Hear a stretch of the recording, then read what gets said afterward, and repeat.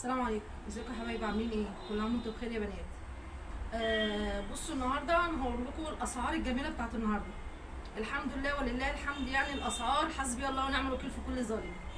تمام. انا بصراحه مش عارفه اقول لكم ايه، الاسعار بجد حسبي الله ونعم الوكيل، غاليه غاليه غاليه غاليه. يعني انا لميت الحاجات دي كده وهقول لكم برضو سعرها دلوقتي. انا هلمها لكم كده عشان بلاقي فيديوهات يا حبايبي. امشوا ب 500 جنيه اسبوعين، امشوا ب 1000 جنيه الشهر كله.